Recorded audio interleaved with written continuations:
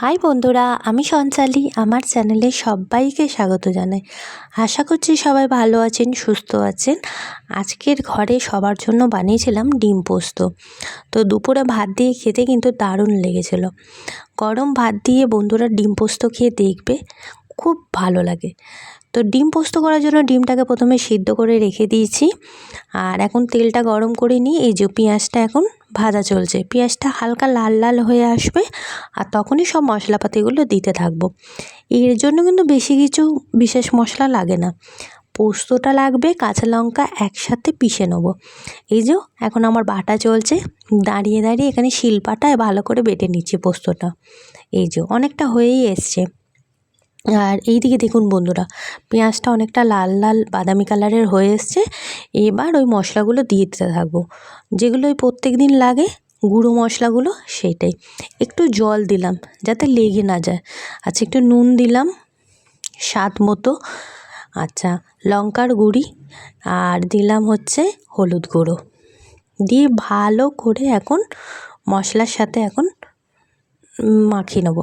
আচ্ছা, একটু চেরা কাঁচা লঙ্কা দিলাম, ভালো করে মশলাগুলো সব একসাথে মিশে যায় যাতে, সেই জন্য ভালো করে এখন কষাচ্ছি। আচ্ছা, আর দিয়ে দিলাম পোস্ত। ব্যাস, পোস্তটা দিয়ে কিন্তু আর বেশি নাড়াচাড়া করলে হবে না, জল দিয়ে দিতে হবে। এই যে জল দিয়ে দিয়েছি, জলটা খুব জোর ফুটছে। আর সেই সময় এই যে ডিমগুলো দিয়ে দিলাম।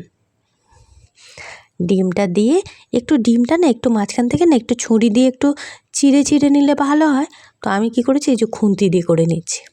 শর্টকাট তো, যত তাড়াতাড়ি রান্না করা যায় এই আর কি।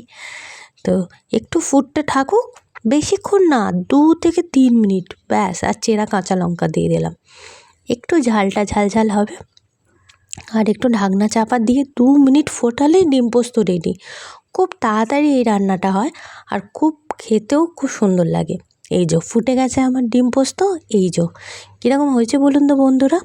ডিমটা কিন্তু আমি আলাদা করে আর ভাজিনি, ভাজলে হয় কিন্তু আমি ভাজিনি, আমি এইভাবেই করেছি।